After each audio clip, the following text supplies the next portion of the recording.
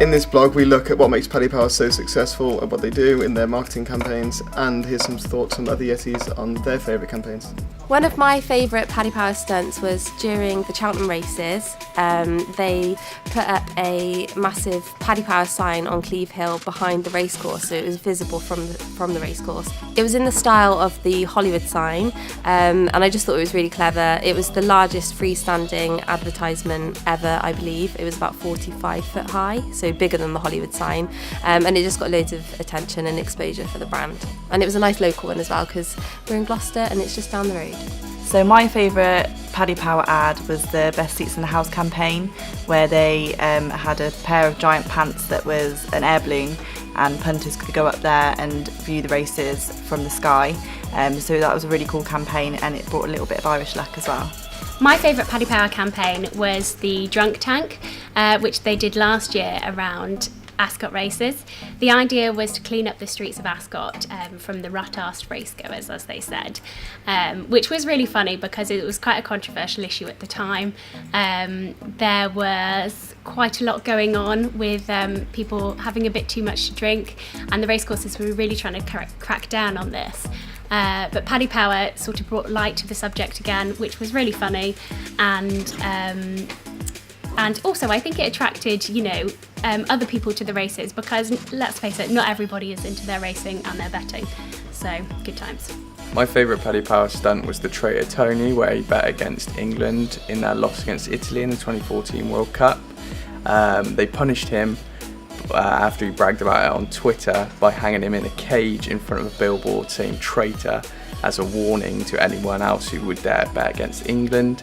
I really liked it because it was controversial and quite humorous, and it also got great publicity because people were encouraged to take pictures with the traitor Tony.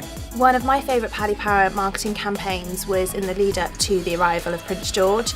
Just before he was born, the Paddy Power had a few people dress up as giant crying babies. It was a little bit creepy but also funny, and they stood outside St Mary's Hospital with a board with all the odds on what the prince or princess at the time, because we weren't sure what the name might have been. It was fantastic.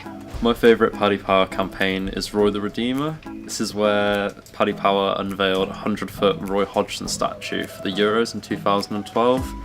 This was mimicking the Christ the Redeemer statue in Brazil, and it was at the hope that we could replicate some of Brazil's footballing brilliance. Didn't quite go to plans, we got knocked out in the quarters, but nonetheless it was a great stunt, and it got loads of coverage because it's really difficult to ignore a 100-foot statue of Roy Hodgson.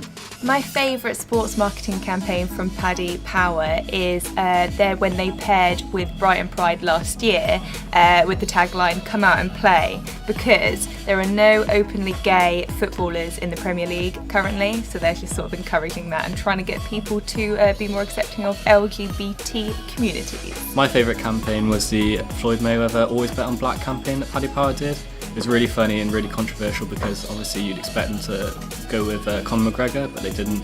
So my favourite piece of Paddy Power marketing has to be the tranquilising the chavs at Cheltenham video that they released for Cheltenham races in 2012. It was brilliant because they pretty much got banned immediately. I think it was 4 days after airing, and they just used that to obviously push it out on social media and gain far more traction than it would have done if it hadn't have been banned. My favourite Paddy Power campaign is the ad that they did with two old ladies crossing the road with the odds overlaid. This is controversial because we couldn't tell if it was the odds of them crossing the road or if they're going to get run over.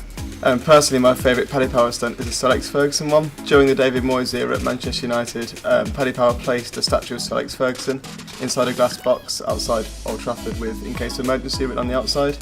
It was funny and it got coverage everywhere, and it resurfaces every now and again. My favourite Paddy Power marketing campaign is their From Russia with Equal Love campaign, which they did during the Russia World Cup. They gifted £10,000 for every Russian goal to Attitude magazine to help with LGBTQ causes.